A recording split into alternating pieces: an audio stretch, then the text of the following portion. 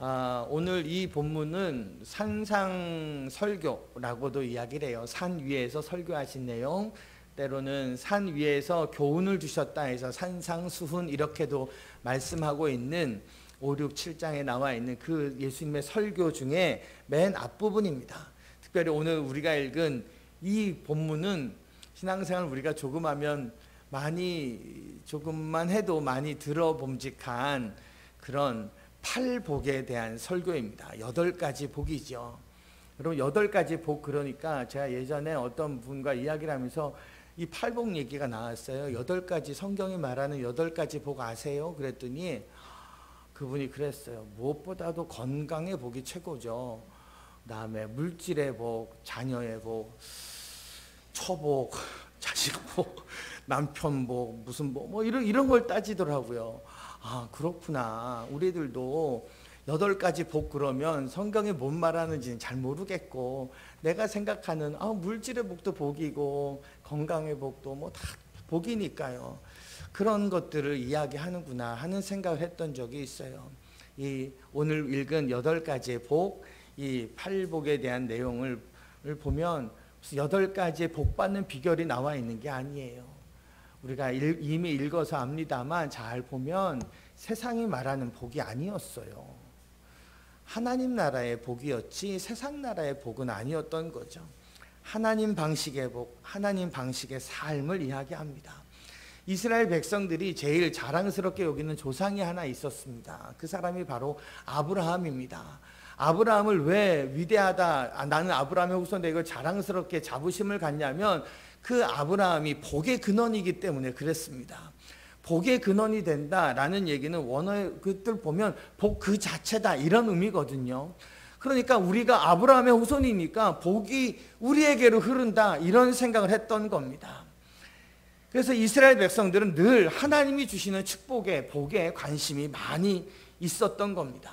근데 그들이 꿈꾸던 복은 세상에서의 성공과 부유함과 높아짐과 건강과 뭐 이런 것들만이 복이라고 생각을 했던 것입니다. 오늘 본문에 보면, 오늘 본문은 예수님의 설교의 맨 앞부분이에요. 산 위에 오르셔서 입을 열어 가르쳐 이르시되, 그러면서 진짜 복은 이거다라고 말씀하시는 장면이잖아요. 그러니까 죽을 힘을 다해서 추구하던 그들의 그 말하는 그 복과는 다른 복을 이야기하고 있는 거죠. 예수님은 제일 설교의 첫 부분에서 이 부분부터 고쳐야 되겠다라고 생각하셨던 거예요. 많은 사람들이 산 중턱에 이렇게 모여 있고 그들이 다 기대하는 나름의 복들을 가지고 와 앉아 있는 사람들 앞에 첫 마디부터 진짜 복은 이거야 라고 말씀하고 계시는 장면이라는 거죠. 단어는 다 똑같은 복이니까 내 머릿속에 있는 복과 하나님의 머릿속에 있는 복이, 복이라는 말하는 단어는 같아도 다 다를 수도 있다는 거예요. 3절부터 6절까지만 먼저 보면 심령이 가난한 자, 애통하는 자, 온유한 자, 의에 줄이고 목마른 자, 긍휼이 여기 뭐 이렇게 쭉 나와 있어요. 이런 자들은 어떤 자라고요? 이런 자들은 복이 있나니, 그러니까 이런 자들이 복이 있다는 거예요. 심령이 가난한 자, 우리는 벌써 가난이라는 말에 마음이 팍 닫혀버려요. 그렇죠? 가난은 안 좋은 거고 부유, 풍부 이게 좋은 말이고, 가난 안 좋은 말, 부유, 풍부 이건 좋은 말, 이렇게 되는 거잖아요. 세상에서 이들은 복이 있는 자들이 아닐 겁니다. 이런 복은 아마 누가 준다 그래도 아무도 안 받을 거예요. 그러나 하나님 나라의 복은 이런 마음, 이런 성품을 가진 자들에게 임한다는 것입니다. 우리가 지금 여러 절을 봐서 8가지 복의 내용이 쭉 나와 있습니다만 이것은 각각 따로따로 떨어져 있는 구절이 아니에요. 성경은 항상, 제가 수도 없이 강조하지만 문맥 속에서 그 성경을 봐야지 한 구절, 어머 여기 내한테 내 마음에 쏙 드는 말, 내 상황과 딱 떨어지는 말씀이 있어, 그래도 그거 하나 딱 달랑 가지고 와서 읽으면, 그리고 그 말씀만 바라보고 나아가면 물론 우리에게는 은혜가 돼요. 하지만 하나님이 원하시는 방향과 엉뚱한 데서 은혜 받을 수 있다는 것을 우리가 잊지 말아야 돼요. 오늘 이 본문은 다 연결이 되어 있는 그런 말씀입니다. 따로따로가 아니라는 거죠. 모두가 하나님과의 관계 속에서 비롯된 복임을 우리가 알게 됩니다. 3절 말씀을 보시면 심령이 가난한 자가 복이 있다 그랬어요. 심령이 가난하다라는 말은 뭘까요? 일단 가난 때문에 우리는 좀 기분이 그렇습니다만, 심령이 가난하다라는 말은 쉬운 말로 보면 마음이 가난하다는 거예요. 마음이 여러분, 가난은 없는 것, 결핍된 것, 부족한 것, 갈급한 것, 이런 것을 가난이라고 이야기를 하잖아요. 그러니까 마음이 가난한 거예요. 마음이 없어. 심령이 없어. 무엇에 대해서 없을까요? 하나님에 대해서 없는 것을 이야기하는 거예요. 하나님에 대한 갈망이 있는 것, 갈급함이 있는 것, 이것이 심령이 가난한 자를 이야기하는 거죠. 하나님 밖에는 기댈 데가 없는 사람, 하나님 밖에는 소망을 둘 수가 없어요. 그래서 여러분, 우리의 마음이 가난해지면 내가 의도해서 가난해지기도 하지만 하나님 밖에는 기댈 데가 없어. 사람들도 없어. 사람들도 못한대. 그러니까 나는 갈 데가 없어. 하나님밖에 없어. 그게 우리의 마음이, 심령이 가난해진 거예요. 그러면 그게 성경이 말하는 복 있는 자의 모습이라는 거예요. 하나님밖에 기댈 데가 없으면 그 마음이 가난한 마음이 되는 것이고, 그 가난한 마음에 하나님의 나라가 임하게 된다는 거예요. 때로는 여러분, 우리는 그리스도인이라 하더라도, 예수를 믿는다 하더라도 하나님이 없어도 별로 그렇게 크게 상관이 없는 경우가 있지 않겠어요? 하나님이 내 삶에 뭐 이렇게 저렇게 역사를 안 한다 해도 뭐 그렇게 손해날 것 없고 큰 불편함 없이 살아가고 있는 그런 경우가 있죠. 이런 자는 마음이 가난한 상황이 아닌 거예요. 세상의 것들로 적절하게 공급받고 충족되어진 상태니까 하나님만을 갈망하고 있는 상태가 아닌 거죠. 마음이 편안한 거죠. 여러분, 마음에 이런저런 군살이 붙은 거죠. 때가 붙은 거죠. 그것이 깨끗해져야 주님이 딱 임할 텐데, 주의 나라가 임할 텐데, 여기저기에 기름도 끼고 때도 끼고 그러다 보니까 하나님을 그렇게 막 열심히 사모하진 않아요.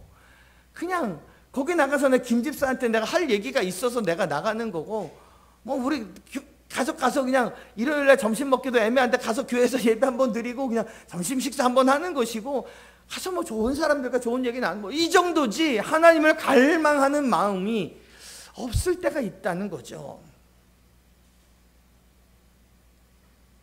하나님의 위로가 필요하지 않은 것, 세상의 것으로 족하게 되면 하나님이 필요하지 않은 거예요. 심령이 가난하다는 것은 마음이 가난하다는 것이고, 마음이 가난하다는 것은 하나님만을 갈망하는 상황, 이 상태를 이야기하는 거예요. 여러분, 하나님만을 갈망하면, 하나님께 목말라 있으면 하나님이 내 안에 찾아와 주세요. 나를 만나 주세요. 이걸 어려운 말로, 뭐 어렵지도 않아요. 어려운 말로 임재라 그러는 거예요. 하나님이 내 안에 찾아와 주시는 거예요. 그래서 하나님의 존재를 내 안에서 발견하게 되는 거예요. 내가 너무 마음이 가난하고 힘겨웠는데, 그래서 하나님을 생각하고 하나님을 갈망했더니 하나님이 내 안에 임재하시고 하나님의 존재를 확인하는 거예요. 그러면 존재를 확인하게 된 그 하나님만으로도 내가 기뻐할 수 있는 상황, 그게 심령이 가난한 자의 모습이고, 하나님의 존재로 기뻐하기에 그 자가 복 있는 자다라는 거예요. 하나님만으로 기뻐하는 거죠. 예를 들어서 이래요. 딸이 너무 보고 싶어요. 내가 이 딸을 못 본 지가 오래된 것 같아요. 이 딸을 너무 보고 싶어요. 그래서 이 딸을 언제 보나 그러고 있어요. 그러다가 이 딸을 만나요. 딸의 임재, 곧 딸의 얼굴만 보아도 마음이 너무 기쁜 거예요. 딸의 존재만 확인해도, 딸의 얼굴만 확인해도 너무 기쁜 거예요. 그 딸이 어떤 옷을 입었는지, 어떤 스타일인지, 옛날에 어떤 잘못을 했는지, 그 딸의 성적표가 중요하지 않아요. 딸의 존재만으로도 기뻐하는 게, 이게 부모의 마음인 거죠. 갈급하게 딸을 사모하다가 딸을 봤을 때에 그 마음의 기쁨, 딸의 존재만으로, 임재만으로 기뻐할 수 있는 거죠. 마음이 가난하다는 것은 하나님만으로 기뻐한다라는 것이고, 이런 자가 복 있는 자다라는 거예요. 이렇게 하나님만을 사모하는 자의 성품은 온유합니다. 온유하다는 얘기는 사납지 않다는 거예요. 독하지 않아요. 말을 막 독하게 안 해요. 말 세게 하지 않아요. 성경에 보면 모세라는 구약의 인물이 나오죠. 이 사람이 이집트의 왕자로 40년을 살아요. 자신의 동족이 종살이하고 막 서로 싸우고 막 이러니까 자신이 정의롭게 하겠다고 막 하다가 사람을 죽이고 말았어요. 세상의 권력으로, 세상의 힘으로 세상을 바꿔보려고 했었죠. 그러다가 살인자가 되고 맙니다. 그러다가 도망자가 되어 미디안 광야에서 40년을 보냅니다. 난 이제 아무것도 할 수 없다라고 생각할 그때 하나님이 찾아오셨고, 이스라엘 민족을 일으키는, 애굽에서 나오게 하는 지도자로 세우셨던 거예요. 하나님이 모세를 향해서 이런 말씀하신 것 아세요? 모세는 지면에 있는 모든 자들보다 가장 온유한 자다. 하나님이 그 온유함을 사용하시는 거예요. 그렇게 그가 하나님의 나라를 유업으로 받게 되었던 거죠. 마음이 갈급하다는 것과 그 다음 절에 나오는 온유하다라는 것은 그래서 다른 게 아니에요. 또한 이 온유한 마음은 자신의 의를 드러내지 않는 것입니다. 누구의 의를 드러내요? 하나님의 의, 하나님의 사랑, 하나님의 공의를 드러내기를 갈망하는 그런 사람입니다. 세상은 부정과 부패가 가득합니다. 뉴스를 저는 요즘에는 5분만 들어도 막 화가 나. 난 너무 속상해. 5분만 들어도 그 안에 수많은 악이, 수많은 거짓이 다 들어가 있는 것을 봐요. 그러면 야, 딴 데 보자. 딴 데 보자. 맨날 이러거든요. 뉴스 5분만 들어도 그래요. 이 부정과 부패가 많은 세상 가운데 하나님의 공의로움이, 하나님의 의로움이 강물처럼 흘러가는 것을 꿈꾸는 자가 온유한 자의 마음인 거예요. 그럼 우리가 하나님의 공의를 꿈꿀 때 나의 억울함에 근거해서 하나님의 공의를 사모할 때가 있어요. 하나님, 내가 너무 억울해요. 왜 나만 이렇게 안 돼요? 왜 나만 이렇게 안 되고 왜 저들은 저렇게 잘 돼요? 이게 공평하지 못해요. 이런 억울함에 근거해서 악에 받쳐가지고 하나님의 공의를 사모하는 그런 마음이 아니에요. 온유한 마음에 하나님의 나라가 임하기를 사모하는 그 마음에 하나님의 의를 사모하는 거죠. 이런 사람은, 하나님의 의를 사모하는 사람은 내가 배부르다고 해서 이 기쁜 것이 아니에요. 많이 가졌다고 해서 배가 부른 게 아니에요. 하나님의 공의가 실현될 때에 그때 진짜 배가 부르게 되는 거죠. 예수님이 이 말씀을 하실 때 제자들은 예수님이 지금 본문에서 말씀하시는 이런 사람들이었을까요? 아니요, 이런 사람들이 아니었어요. 여전히 팔복구름은 물질회복, 건강회복, 자녀복 이런 거 생각하고 있던 우리들과 비슷한, 하나님이 나에게 복 주셔야 된다라고 생각했던 세상의 것들로 가득 차 있었던 사람들이었습니다. 그런데 왜 그들에게 이런 말씀을 하실까요? 그들에게만 하신 말씀이 아니라 오늘날 우리들에게도 하시는 말씀이에요. 하나님의 백성, 앞으로 교회로 부르실 사람들이 이런 성품, 이런 마음을 가져야 됨을 이야기하고 계시는 거죠. 교회는, 성도는 마음이 가난해야 합니다. 하나님 앞에 갈급한 마음이 있어야 합니다.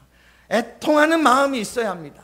형제 자매의 아픔과 고난을 바라보고 눈물이 나야 정상입니다. 고통에 대해서 함께 아파할 수 있어야 합니다. 또한 교회는 온유해야 합니다. 날카롭게 사람들 쳐다보는 눈매가 없어야 합니다. 부드러운 말이 오고 가야 합니다. 사사건건 지적하는 손가락질이 없어야 합니다. 파헤치는 은사가 없어야 합니다. 덮어주고 가려주어야 합니다. 잘못을 은폐하라는 것이 아니에요. 너무 막 지적하고 너무 누가 어떤 놈이 못하나, 누가 잘하나 이런 눈이 없어야 되는 거죠. 세상의 혈기로 하나님의 나라는 임하지 않습니다. 제가 이 3절서부터 6절까지의 말씀을 보다 보니까 이런 생각을 했어요. 아, 이게 우리들이 품어야 될 복 받는 마음이지만 이게 이미 품고 계시는 하나님의 마음이기도 하겠다 하는 생각을 했어요. 무슨 생각일까요? 하나님의 마음이 가난해요. 하나님의 마음이 갈급해요. 왜? 누구를 향해 갈급해요? 우리를 향해서 갈급해요. 우리가 다시금 믿음의 길에서 돌이킬까 봐 하나님이 노심초사 우리를 바라봐요. 어제도 보셨는데 오늘도 보시고 갈급한 마음으로 우리를 바라보고 계시는 거예요. 우리가 행여나 죄 가운데 대해서 죄에 빠지면 누구보다도 애통해 하시고 어려움 가운데 있을 때 애통해 하시는 그분의 마음이 이 본문에 나와 있는 거죠. 우리가 실수하거나 죄악을 범하면 온유함으로 참아주시는 그런 분의 마음이 이 가운데 담겨져 있는 거죠. 우리가 이 하나님의 의로움에 동참할 때까지 또한 포기하지 않으시는 하나님이시라는 거예요. 아, 이게 하나님의 성품이구나 하는 생각을 했어요. 결국 이거죠. 우리가 하나님과의 관계가 친밀할 때 진정한 복을 얻는 것이구나는 것을 생각하게 되는 거예요. 하나님과 같은 마음이 되는 것, 이것이 복이구나. 하나님을 갈망하고 우리의 마음이 가난해지고 애통한 마음, 온유한 마음, 의에 줄이고 목마른 마음, 이 마음이 복이구나 하는 것을 깨닫게 되는 것입니다. 왜냐하면 이런 마음에 주의 나라, 하나님의 나라가 임하기 때문에 그렇습니다. 우리의 마음이 하나님의 성품으로 잘 빚어지면 우리의 마음이 하나님을 닮아서 하나님이 우리를 향해 품으셨던 그 긍휼의 마음을 우리도 품게 된다는 것이에요. 7절 말씀을 보시면 긍휼히 여기는 자는 복이 있다 그랬어요. 그들이 긍휼히 여김을 받을 것이다 그랬어요. 이웃을 긍휼히 여기면 하나님이 우리를 더욱 긍휼히 여기십니다. 긍휼이라는 말은 무슨 뜻일까요? 불쌍히 여긴다는 거죠. 쯧쯧쯧 혀차는 것이 긍휼이 아니에요. 거기에는 다른 뒤편에 계획이 있는 게 아니에요. 아유, 이 사람 지금 너무 어려운데 이 사람 내가 지금 잘 해주면 이 사람이 이 다음에 잘 된 다음에 나에게 어떻게 이 도움이라도 주겠지, 뭐 이런 계산 속에 들어가 있는 것이 아니에요. 사악함이 없는 마음이에요. 그 다음 절에 나와 있는 깨끗한 마음, 마음이 청결한 상태가 긍휼이기도 한 것이죠. 이것이 곧 하나님의 마음이라는 거예요. 이런 마음, 이런 성품을 가진 사람들은 그 다음 절에 나와 있는 화평케 하는 사람들이 되기도 합니다. 어디를 가도 분쟁을 일으키는 사람이 아니라 분쟁을 가라앉히는 사람. 여러분은 어떠세요? 이상하게 내가 가면 자꾸 세상 사람들이 자꾸 싸워. 아니, 이상하게 내가 가면 잘 안 되던 곳에서도 잘 되고 사람들이 화합하고 웃음이 피고, 이상하게 내가 가면 자꾸 잘 되던 모임도 자꾸 비판하게 되고 따지게 되고 하는 이런 모임이 되는지, 아니면 그런 모임들도 내가 가게 되면 하하호 웃게 되는지, 갈등과 다툼이 사라진다면 화평하게 하는 자가 되는 거죠. 그게 하나님의 자녀이고 그런 자가 복 있는 자라는 거예요. 여러분, 우리가 화평케 하는 자, 즉 화평하게 애쓰는 자가 되어야 되는데, 그렇게 화평하게 애쓰면 다 화평하게 되던가요? 화평하게 애쓰면 다 화평케 되느냐? 그렇지 않을 때도 참 많이 있습니다. 억울하죠. 억울한 누명을 쓰기도 하고 그렇습니다. 그것을 다른 말로 고난이라고 이야기를 합니다. 하지만 화평하게 할 때에 찾아오는 그런 고난 속에 교묘하게 천국이 함께 들어있음을 우리가 깨닫게 됩니다. 모든 고난 속에 다 천국이 있는 것은 아닙니다.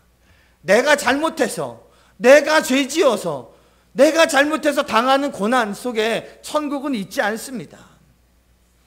내 잘못, 내 욕심으로 겪는 고난이 아니라 긍휼을 베풀다가 깨끗한 마음으로 남을 돕다가 다툼과 분쟁 속으로 내가 뛰어들어가서 겪게 되는 고난이라면 나도 모르게 그 사건과 그 일함을 통해서 복음의 씨앗을 뿌리게 됩니다.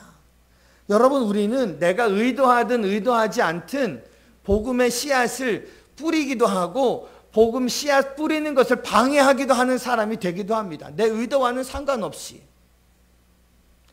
내가 다투는 자가 됐어요. 예를 들어서. 그러면 나를 잘 알지도 못하면서 저 사람 일요일날 저 아름다운 성산교회 가더만 저기서 저렇게 쌈박질하고 있네. 그럼 그렇지. 교회 다니는 사람도 저렇게 싸우지. 그래서 교회 가려고 마음이 열려졌던 사람도 나 교회 안 간다. 가면 저렇게 잘 싸운다.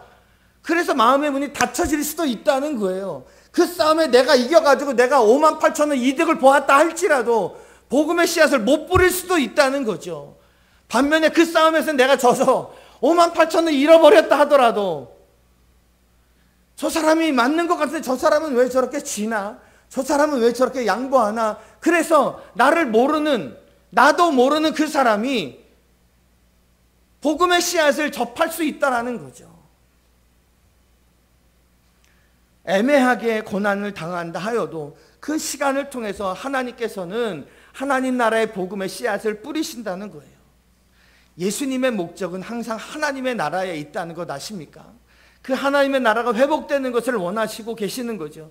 그래서 이 땅에 오셨고 우리의 사람을 통해서 그 나라를 이루시기를 원하는 거예요. 이스라엘 백성들은 하나님을 오해했습니다. 마치 하나님을 자신의 전유물처럼 생각했던 것입니다. 하나님, 여호와 하나님, 우리 복 줘야지. 우리 아브라함의 후손이에요. 쟤네들은 아브라함의 후손이 아니에요. 우리만 복 주세요. 라고만 생각했던 거예요. 그래서 하나님이 마치 자신들의 행복을 위해 존재하는 것처럼 자신들의 웰빙과 자신들의 힐링을 위해서 하나님이 존재하는 것처럼 그렇게 하나님을 믿고 따르고 그렇게 하나님께 요구했던 거죠. 여러분은 왜 하나님을 믿으세요? 나의 행복을 위해서, 나의 웰빙을 위해서, 웰빙 그러니까 무슨 건강 생각하세요? 웰빙이란 나의 존재가 잘 되는 거잖아요. 나 행복하고 나 존재 잘 되고 힐링, 내 마음이 평안을 얻고 그래서 하나님을 믿으세요? 그러면 예수님이 이 말씀을 하셨을 당시의 사람들과 별반 다르지 않을 수 있어요. 우리 생각에 이런 생각을 있을 수 있어요. 종교란 다 그런 거 아니냐. 내가 마음의 평안을 얻으려고 교회당 예배당 나가는 거지 내가 뭐 때문에 나가느냐. 나 잘 되려고 나가는 거지. 여러분, 모든 종교는요 다 비슷한 성격을 다 갖고 있어요. 사람을 위한 종교라면 굳이 하나님 안 믿어도 적절하게 행복하고 적당히 웰빙되고 힐링 얻을 수 있는 것은 굳이 하나님 앞이 아니어도 가능해요. 뭘 믿어도 상관이 없어요. 종교의 이름으로 존재하는 모든 것들이 적당한 행복과 웰빙과 힐링을 다 줄 수 있습니다. 우리가 하나님을 믿는 것은 하나님을 닮기 위함이지 하나님의 손에서 뭔가를 끄집어내서 내 배를 채우기 위함은 아니어야 한다는 거죠. 우리가 하나님을 닮아가면 하나님이 적절하게 우리의 삶에 공급해 주세요. 예수님이 이 말씀을 하셨을 때에 이스라엘 당시에 영적인 상황이 있어요. 여러분, 오늘 제가 4가지의 당시의 영적인 사람들을 이야기할 텐데 이건 잘 기억해 두면 앞으로 신약 성경을 보는데 되게 도움이 될 거예요. 이스라엘 백성들 가운데 영적인 상황 가운데 제일 많이 등장하는 사람 누구예요? 바리새인. 바리새인 생각하면 뭘 떠오르면 되냐면 경건주의자예요. 그래서 현실이 어떻게 되는지 몰라. 그러니까 막 길을 가다가도 나는 경건해야 돼. 그래서 두 손 들고 막 기도하고 막 이러는 사람들이에요. 경건주의자들. 그러다 보니까 삶은 현실은 무시하고 예배와 기도와 이런 것들만을 강조하는 형식주의자들, 율법주의자들이 되었던 거죠. 이런 사람이 바리새인이에요. 또 한 사람은 사두개인이에요. 사두개인. 여러분, 바리새, 사두개 이런 말들은 다 우리나라 말이 아니에요. 이 성경에 쓰여질 그 당시에 그들의 발음을 한국말로 바꾸어 놓은 소리만 따온 이야기예요. 무슨 한자나 이런 말이 아니에요. 사두개인. 사독이라는 말에서 빌어온 이 사람들을 생각하면 뭘 떠오르면 되냐면 이 사람들은 타협주의자. 당시에 로마에 식민지 치하에 있었는데 로마와 적절히 타협하는 거예요. 그래서 제일 그 가운데서 끄집어낼 수 있는 합리적이고 효율적인 것들, 진리를 추구했던 사람들이에요. 그래서 당시에 세상을 다스리고 있었던 지배계층이 많고 중산층 이상 정치 세력화되어 있었던, 실리를 따지고 이랬던 사람들이에요. 하나님을 믿어도 막 바리새인들처럼 막 열심히 믿지 않아요. 적절하게 타협하고 믿는 사람들이었어요. 또 하나는 에세네파라고 하는 파가 있어요. 이 파는 성경에 잘 안 나와요. 에세네파. 이 파는 어떤 자냐면, 세상이 이렇게 타락했다, 나는 광야로 나아가서 여기에서 우리끼리만 결혼하고 우리끼리 밥 먹고 우리끼리 물건 교류하며 우리끼리만의 공동체를 이루자. 금욕주의적 생활, 개인적인 신비로움 추구하며 이렇게 삶을 살았던 사람들이 에세네파예요. 마지막 세 번째는 성경의 표현대로 보면 열심당원 또는 셀로딘 이렇게 표현되어 있는 사람이 있어요. 이런 사람들은 어떤 사람이냐면, 이 로마의 식민지 치하에서 내가 살 수가 없다, 우리 무력으로 이들을 죽여야 된다, 그러니까 무력으로 이 민족적 봉기를 일으켜야 된다라고 주장했던 사람들이에요. 그래서 이 사람들 칼 차고 다녔어요. 그래서 매국노들 찔러 죽이고 막 이랬던 거예요. 로마에 항거했던 사람들, 경건주의자들, 타협주의자들, 금욕주의자들, 공동체주의자들, 이 에세네파, 그다음에 마지막 이 무력주의자들. 여러분, 우리의 신앙의 색깔도 이 네 부류 속에 있을 수 있습니다. 형식적인 예배, 외식적인 의식을 중요시 여기는 자들이 있습니다. 난 오늘 예배 갔다 왔으니까 뭐 됐어, 난 11조 했으니까, 봉사 한 가지 하니까 이쯤으로 다 땡치는 거죠. 이렇게 모든 신앙이 다 끝난 거죠. 또 한 가지의 부류는 세상과 적절히 타협하고 그 가운데서 합리적이고 효율적인 것을 중요시 여기는 거죠. 어떻게 이 교회만 그렇게 열심히 해요?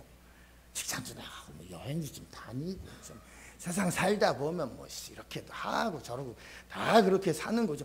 이런 거죠. 또 한 가지는 혼자 거룩해서 세상에 나가지 않고 혼자만의 신비로운 세계, 혼자만의 절제된 그 거룩한 세계에 빠져 있는 것. 또 한 가지 마지막처럼 이거 교회 이거 다 뒤집어 엎어야 돼. 이거 한번 다 망해야 돼. 그래야지 이 제정신이 차리지. 신앙생활도 그렇게 하는 거예요. 다 뒤집어 엎어야 된다고 생각하는 거예요. 그럼 여러분, 요즘처럼 자기 주장이 많은 시대가 또 있었을까 싶어요. 그리스도인들도 다 제각각이죠. 다 성향이 다 달라요. 이때 우리는 주목해야 될 게 있어요. 예수님은 뭐라고 말하는가? 예수님은 당시에 바리새인, 사두개인, 에세네파, 셀로딘, 열심당원 이런 사람들이 깔려있는 그 영적 현실 속에서 이 말씀하셨다니까요. 니들은 그런 게 복이라고 생각하지 진짜 복은 이거야 라고 말씀하시는 거죠. 겉으로 드러나는 외적인 의식이나 경건에는 능력이 나타나지 않습니다. 하나님의 나라는 예배 드렸다고 임하고 예배 안 드렸다고 안 임하는 게 아니라 그 마음에 임하는 것입니다.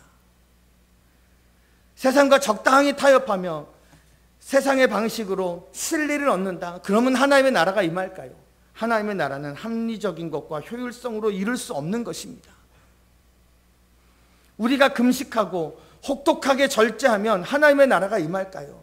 현실 도피적인 삶을 살고 때로는 신비적인 능력에 우리는 다 호기심을 갖습니다. 저도 가끔 여기서 이 현실을 탁 떠나서 어딘가에서 혼자 이렇게 고즈넉하게 지내면 어떨까? 거기서 기도하고 이렇게 지내면 어떨까? 뭐 이런 생각도 해요. 그러면 하나님이 신비로운 능력을 주셔서 뭐 이런 거 생각하지 않겠어요? 그러나 하나님의 나라는 성품과 마음의 문제이지 세상과 벽을 쌓고 고고하게 산다고 주어지는 길이 아니라는 거예요. 구호를 외친다고 폭력을 동원한다고 물리적인 방법으로 하나님의 나라는 절대 성취되지 않는다는 것을 잊지 말아야 합니다. 11절과 12절 말씀에 보면 10절의 말씀을 반복해서 이야기하는, 강조해서 이야기하는 부분이 나와요. 다 한 절씩 이야기하다가 거기만 10절을 강조해서 얘기해요. 나로 말미암아 너희를 욕하고 박해하고 거짓으로 너희를 거슬러 모든 악한 말을 할 때에는 너희에게 복이 있나니 기뻐하고 즐거워하라. 하늘에서 너희 상이 큼이라. 너희 전에 있던 선지자들도 이같이 박해하였느니라. 예수님 때문에 여러분 어려움을 당해보신 적이 있으십니까? 우리는 잘 예수님 때문에 어려움 당해본 적이 별로 없어요. 저도 예수님 믿어서 어려움 당한 일이 그닥 많지 않은 것 같아요. 예전에 제 청년 때 저희 교회 다니던 교회가 건축했는데 저희 아버님이 건축위원장이었다가 그 교회 건축하는 옆집 사는 분이 우리 집으로 찾아와가지고 막 아버님 멱살 붙잡고 내 멱살 붙잡고 막 옷 다 찢어지고 막 이랬던 일이 있었거든요. 그 목사님한테는 직접 못 가고 목사님한테 그랬다가는 벌 받을 것 같고 왠지 막 그 옆에 있던 그 집 사람이 집에 있던 분도 그 대형교회 어느 교회 다니시는 권사님 댁이었거든요. 근데 자꾸 모래먼지 날리고 막 소리 나고 하니까 건축 어떻게 뭐 좀 보상을 좀 해주시고 요즘 같으면 보상이 이렇게 나갔을 테지만 그 예전이어서 그랬는지 그러니까 우리 집으로 막 찾아왔어요. 막 아버지 멱살 잡고 막 아버지 멱살 잡히는 거 보면 또 확 또 뒤집어져가지고 와 그래가지고 막 또 그랬거든요. 근데 그 할머니가 내 멱살 붙잡고 옷을 다 찢고 막 이렇게 난리를 했어요. 그때 내가 잘했죠. 꾹 참고 있었어요. 그냥 이렇게. 근데 그때는 그게 너무 억울하고 속상했어요. 막 며칠 동안 잠도 못 잤어요. 세상에 이놈의 교회를 다녀야 돼 말아야 돼. 권사라는 양반이 교회 짓는다고 장로님네 집에 들어와서 옷 찢고 막 이래서 되겠어. 와 얼마나 막 정의로우면 막 이랬는데 이게 내가 이런 것을 한 번이라도 경험해 봐서 다행이다 하는 생각이 들더라고요. 여러분 우리는 예수님 때문에 박해받는 일이 사실 별로 없어요. 하지만 박해를 받으면 뭐 하래요? 기뻐하고 즐거워하래요. 그럼 여기에 동의가 되세요? 이게 복이래요. 이게 이해가 되세요? 우리 머릿속은 온통 딴 것을 향해 복이 이 안테나를 세우고 있는데 이게 복이라고 이걸 또 강조하고 계시잖아요. 다 한 절씩 얘기하다가 10절, 11절, 12절은 똑같은 얘기를 반복해서 강조해서 얘기를 하고 계시잖아요. 이런 게 복인가 싶습니다. 이게 마음에 잘 안 와닿는 것이 우리의 솔직한 심정일 것입니다. 한 가지 보장해 주심이 우리를 위로합니다. 12절 말씀에 나와 있듯이 따라합시다. 하늘에서 상이 큼이라. 여러분 여기에 모든 게 다 담겨져 있어요. 하나님이 주시는 복은 진짜는 하늘에 있어요. 우리가 이걸 잊으면 안 돼요. 나도 하나님이 나한테 돈 좀 주셨으면 좋겠어. 나는 정말 한 30억, 50억 정도 주셨으면 좋겠어. 나한테. 난 할 거 너무 많아. 난 할 게 너무 많은데 안 주셔. 나는 그거 주시면 이 땅에서 잘 쓰면서 살아갈 수 있을 것 같아요. 정말. 건강도 주시고. 근데 그게 다 이 땅을 살다가 다 놓고 가야 될 거예요. 진짜 복은 하늘에 예비하신 복이라는 거죠. 이게 예수님이 약속하신 거예요. 성경을 우리가 왜 읽어요? 그거 확인하는 거예요.